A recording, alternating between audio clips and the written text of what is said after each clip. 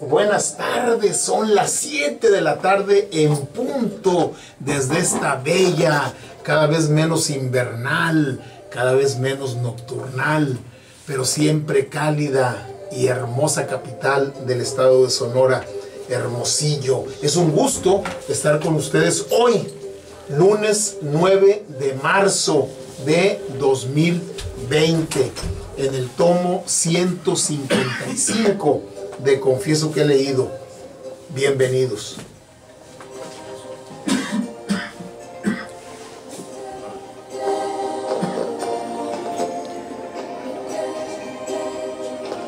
Pues hoy concluimos, vamos a hacer, sí, creo que sí, concluimos, vamos a tratar de concluir la novela Clemencia de Ignacio Manuel Altamirano. Pues ya ven que ya están puestas ahí todas ya están puestos los elementos de una novela romántica. Falta ahí ver, ya hay un nudo, pero hay un nudo todavía más fuerte, y luego el desenlace. Hoy lo concluimos. Vamos a tener para la reflexión, va a estar con nosotros David Norzagaray, este músico, poeta, escritor, es el director artístico de un grupo norteño que se llama Libro Abierto, y que tiene una característica muy peculiar, muy importante para este programa y para usted. Toda la música de Libro Abierto, este grupo norteño aquí de sonorenses, está compuesta en primer lugar por David Norzagaray, pero está compuesta con base en libros, en novelas, en poemas, en cuentos. Y entonces David lee los libros y bueno, hace una canción norteña de 2 minutos y medio, de 3 minutos, de 4 minutos, de Hamlet, de Romeo y Julieta, del perfume, de la redondía de Sor Juana, etcétera, etcétera. Y este joven va a estar hoy con nosotros aquí, pues platicándonos lo que es Libro Abierto, este grupo norteño. Su primer disco fue por ahí el 2012, me parece, no que nos diga él, ¿sí? Que nos diga él. Y el más reciente, pues ahora hace unos pocos meses, hasta donde sabemos, tiene 5 discos, ¿sí? En fin, vamos a tener a David Norzagaray hoy, hablando de Libro Abierto, este grupo norteño, y hablando de la producción que tiene muy interesante. Va a estar, como hicimos compromiso la semana pasada, va a estar el joven Brando Ávila Miranda. Pues él empezó a comentarnos el libro de Ray Bradbury, Fahrenheit 451. Dijo, oh, yo creo que no voy a terminar. Pues hoy viene de nuevo Brando Ávila para la segunda parte, probablemente ya la segunda y última parte de Fahrenheit 451. Es un libro ya clásico, los años 50, trae cosas ahí muy interesantes. Vamos a tener los lunes de proceso, la frase del día y la música vernácula, pero ahora con el grupo norteño Libro Abierto. Van a ver qué música. Así que bienvenidos, qué bueno que están con nosotros en el 106.3 de frecuencia modulada. En Facebook estamos transmitiendo en vivo, estamos en nuestra página web, estamos en la aplicación de Confieso que he leído, y mañana muy temprano vamos a estar en YouTube, en el canal de Confieso que he leído, para que usted pueda acceder a las secciones que usted guste. Por lo pronto hoy en Radio Sol 106.3, en su radio receptor, y en Facebook en vivo. Y ciertas secciones se suben a Twitter, se suben a Instagram. Si usted en el buscador de su computadora le pone Confieso que he leído, pues ahí vamos a estar y va a poder usted acompañarnos. Pues bienvenidos, tomo 155 ya de Confieso que he leído. Empezamos. Café Tatiasca, el café del gran señor, café auténtico de altura. presenta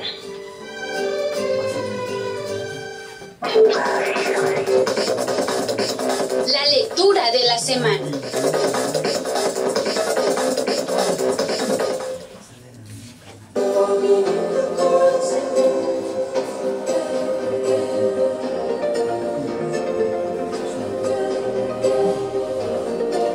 Pues los hombres proponen y la mujer dispone. Ya ven ustedes, y luego viene el destino y pues todo lo descompone. El punto en donde nos quedábamos el viernes es que pues Enrique, como buen libertino, don Juan, que llega a Guadalajara con la tropa republicana y bueno, conquista a la joven Isabel, la prima de Fernando Valle, y ya como se va a ir porque ya vienen los franceses. Acuérdense ustedes que esta novela, Clemencia, de Ignacio Manuel Altamirano, pues está ambientada en la segunda intervención francesa, cuando llega para acá Maximiliano y Carlota, y bueno, y el gobierno de Benito Juárez pues anda itinerante en su carruaje de aquellos años, y se forma un ejército, prácticamente un ejército popular, Realmente hay libros de historia de esa época en donde hablan de los liderazgos que surgieron. Conocemos que Ignacio Zaragoza, conocemos que el propio Porfirio Díaz, que era coronel en ese momento y que tiene una destacada participación en la batalla del 5 de mayo, pero la población se levanta, la población. Y llegan los franceses y prácticamente toman las plazas, toman la ciudad, ¿sí? Pero pues no se pueden quedar ahí, tienen que seguir y se van, y luego llegan los grupos guerrilleros, se forman guerrillas, se forman guerrillas. Hay una gran cantidad de líderes regionales que emergen, ¿sí? En Michoacán hay un indio Rubí, por ejemplo, en Nayarit, en Sinaloa, en Sonora hay una destacadísima participación de los sonorenses en estas batallas. Acá en Ures hay una batalla muy importante, en Álamos, y ahí se quedan algunas semanas, algunos meses.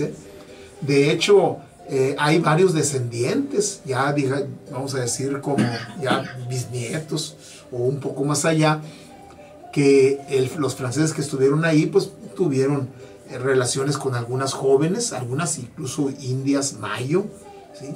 O mestizas mexicanas, y la dejaron embarazadas, tuvieron su bebé, ¿sí? Y son muy característicos, o sea, de pronto se nota ahí, se nota por los rasgos raciales.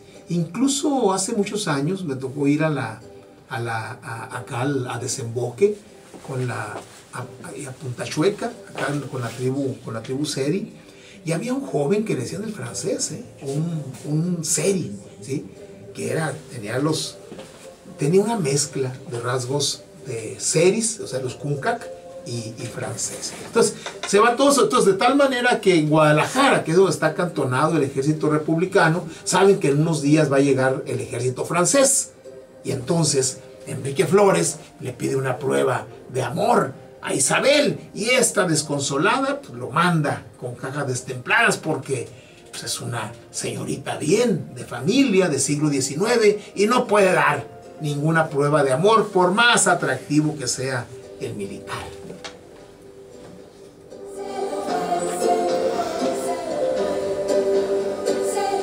Y bueno, pues se empiezan a ir. Bueno, nos quedamos pues en que ya empieza a salir, bueno, van a salir el ejército, va a salir el ejército republicano. Entonces, Clemencia invita a los jóvenes y a algunos amigos, los invita a que vayan a su casa a pasar la Navidad. Estamos en diciembre, ¿sí? Diciembre de 1862, debe ser por ahí. Y los invita a pasar ahí la Navidad. Y va a ser en esa Navidad cuando ya prácticamente Clemencia decide porque son las mujeres las que deciden finalmente. Decide tener un noviazgo con Enrique. Ya lo ha mandado con cajas destempladas Isabel, ¿sí?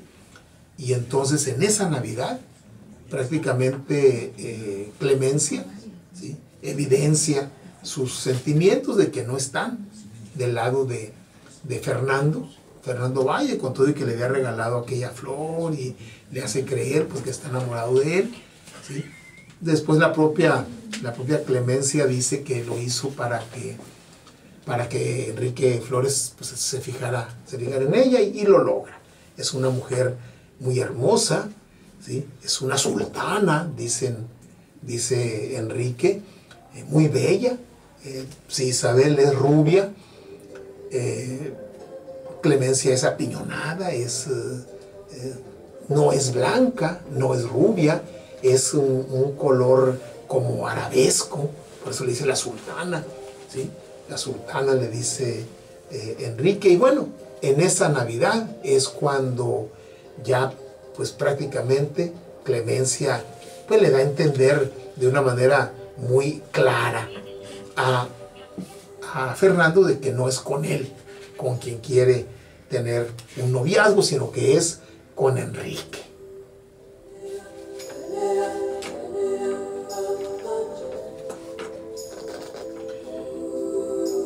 Y bueno, se da un roce ahí entre Enrique y Fernando, le dice algunas cosas malintencionadas a Enrique, y Fernando Valle decide retarlo a duelo. Y Enrique pues de inmediato dice, pues sí, acepto el duelo y mañana en la madrugada, como se estilaba en aquel tiempo, nos vamos a batir. Entonces cuando llega al cuartel, al campamento, cuartel republicano, Fernando va y habla con el doctor Hipólito, el narrador, ¿sí? Ahí es cuando nos damos cuenta de cómo se vino involucrando, ¿no? Va con el doctor Hipólito, que es el narrador de esta historia, y le dice que quiere que sea su padrino, ¿sí? Entonces, y que ha escogido la espada, el sable, para batirse con Enrique. Entonces va el doctor con Enrique y le hace saber, y Enrique también le pone ahí a un militar de alto rango como su padrino, y bueno, y concertan hacer el duelo al día siguiente.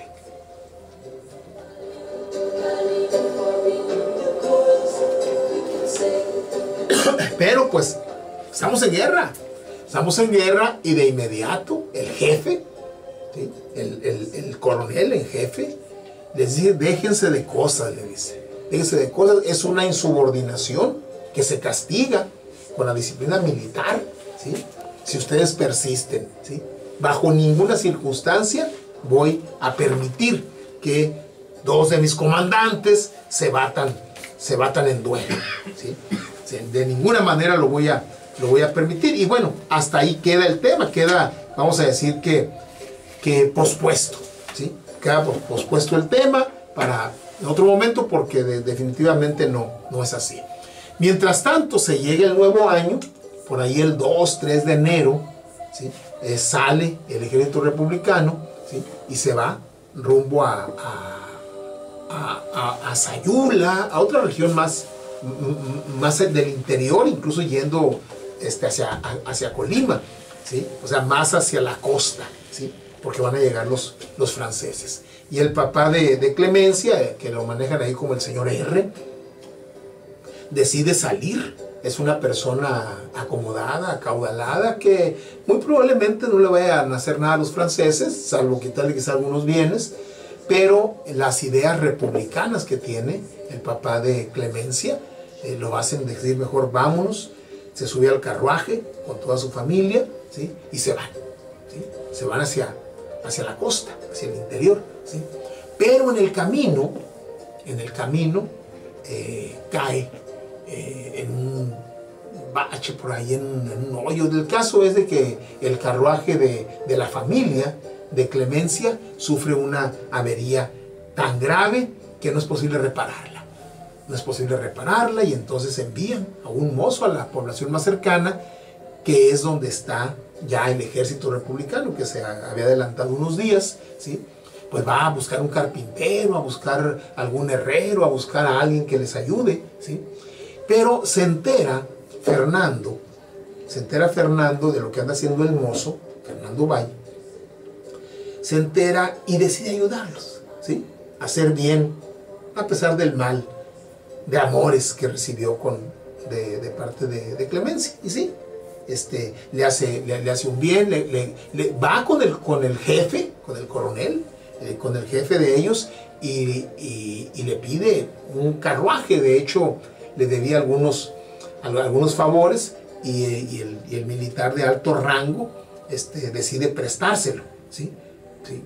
Y con eso le dice al mozo: llévatelo, además te quiero comprar el caballo ese.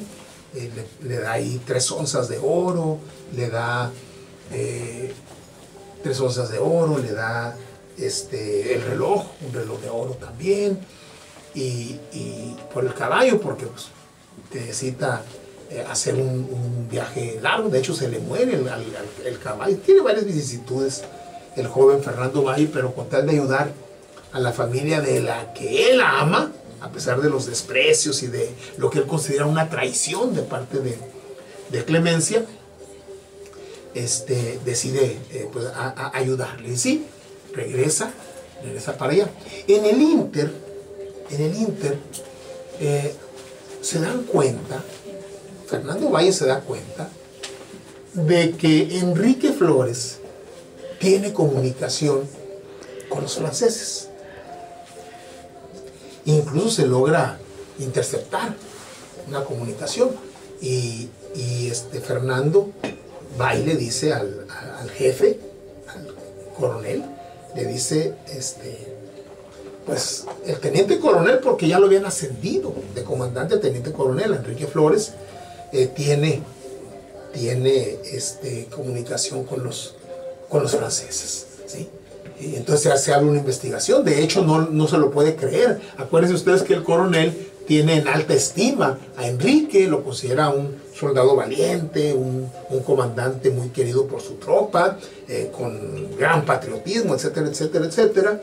Pero Fernando le dice: no, le dice, discúlpeme, pero Enrique, ¿sí? Ya está comprobado, hay comunicación que tiene Enrique con los franceses, y los franceses le prometieron hacerlo general, ¿sí? A cambio puede que le diera alguna información. Entonces Enrique lo dice esto y lo demuestra. Lo dice y lo demuestra, y apresan a Enrique. Apresan a Enrique Flores, y lo encarcelan, ¿sí?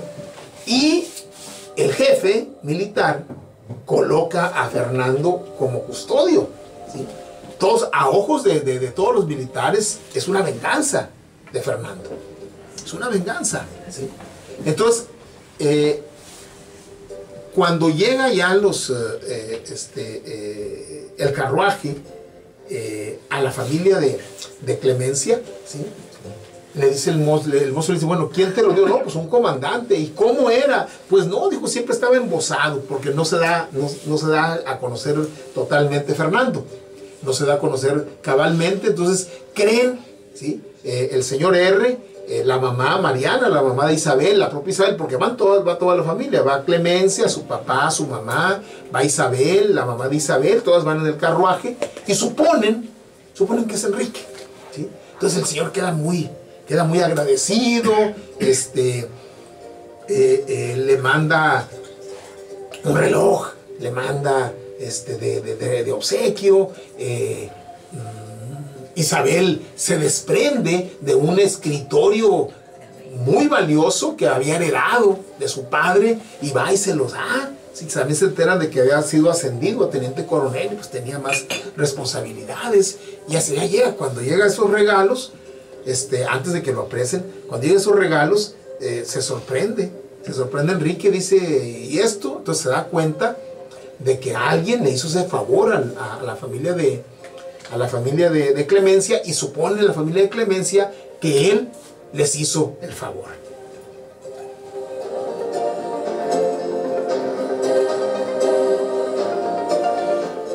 Por eso, cuando la familia de Clemencia se entera de que está en la cárcel, ¿sí?, dice, no, pues esto es obra del despecho de Fernando Valle, y como venganza porque Clemencia prefirió a Enrique, por eso le levantó calumnias.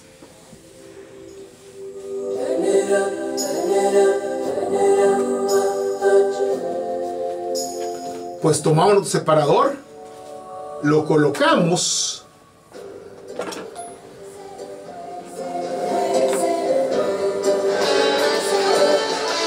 Ludwig Backlor Salón, presente en Confieso que he leído.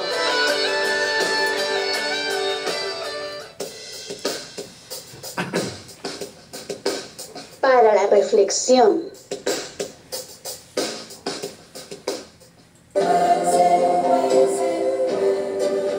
Como ya se había anunciado, pues el 8 de marzo fue una gran marcha, y el día de hoy un paro. El 9, ninguna se mueve, fue la consigna. Las manifestaciones de ayer fueron multitudinarias, ¿sí? Más de 60 ciudades se movilizaron en el país, un promedio de 2 por entidad federativa, ¿sí? La capital seguramente y alguna otra ciudad grande e importante. En la capital de la República se calcula, las cifras más conservadoras hablan de 80,000 mujeres participando. En el caso de Sonora, en Hermosillo, hubo una manifestación muy nutrida, muy grande. Y como era de esperarse, como ya se preveía, ¿sí?, un grupo de personas vestidas totalmente de negro, encapuchadas, pues se dedicaron a hacer destrozos, ¿no?, como ya lo hemos reseñado en otro momento. Se dedicaron a hacer destrozos, incluso intentaron en la Ciudad de México entrar a la catedral, ¿sí? Llamaba la atención de por qué querían entrar a la catedral, ¿sí? Pero había un grupo de mujeres que le llaman el destacamento Ateneo de la policía de la Ciudad de México, que lo impidió. O sea, contuvo, no las dejó, no las agredió, no las golpearon, no las detuvieron, pero, ¿sí?, evitaron, eran unas 80, 50, 80, cuando mucho 100 personas vestidas de negro, todas encapuchadas, que hicieron muchos destrozos, hicieron pintas, etcétera, etcétera.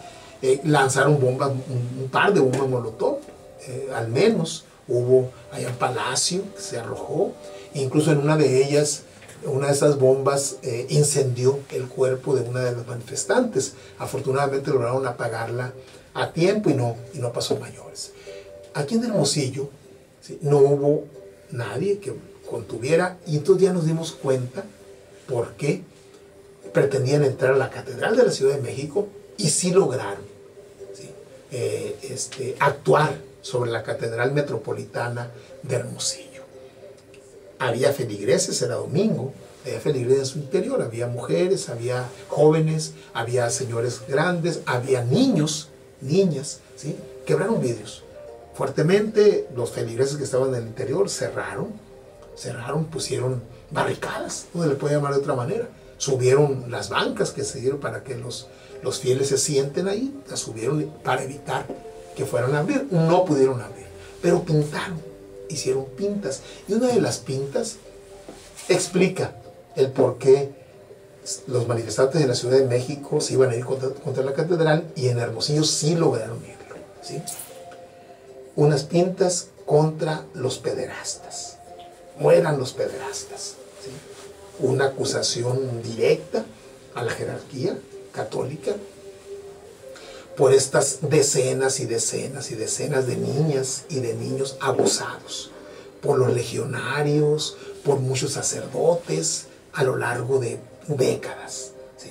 Esto se destapó a la cosa de unos 10 años, ya los jóvenes andan en sus 28, 30, algunos 40 años, ¿sí? Entonces, las jóvenes o esas personas vestidas de negro encapuchadas hicieron eso, ¿sí? 80,000 allá y agredieron más o menos unas 100 aproximadamente. Aquí en Hermosillo no tengo la cifra, fueron varios miles, pero no han sido algunas 40 o 50 que se fueron de manera violenta, ¿sí? La pregunta que le dejamos para la reflexión: esa actitud violenta, ¿sí? No nos metemos a analizar si es justificada o no es justificada. Son actos violentos. Algunos pensamos que la violencia no se combate con violencia. La violencia genera más violencia, ¿sí? Pero también encontramos explicaciones a esa violencia. Y como decía una de las jóvenes hace meses en la Ciudad de México, ¿sí? Nos critican porque somos violentas y quebramos vidrios, dice. Pero los policías, los adultos, los hombres, quiebran mujeres por completo. Quiebran mujeres, ¿sí? Y no pasa nada, ¿sí? En fin, la pregunta que les dejamos para la reflexión es: el hecho de que algunas de quienes se manifiestan actúen de manera violenta debe de ser razón para que el resto, que son la mayoría, ¿sí?, dejen de manifestarse por ese terrible cáncer y pus por la que estamos atravesando, no solamente en México, sino en el mundo entero. Se lo dejamos para la reflexión.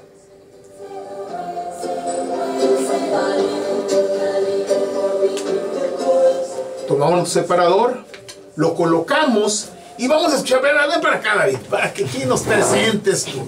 En el que creo que es el primer disco. Todavía no, apenas. Son los dos escarceos. En lo que creo que es el primer disco, viene el número 3. Redondillas. De Sor Juana.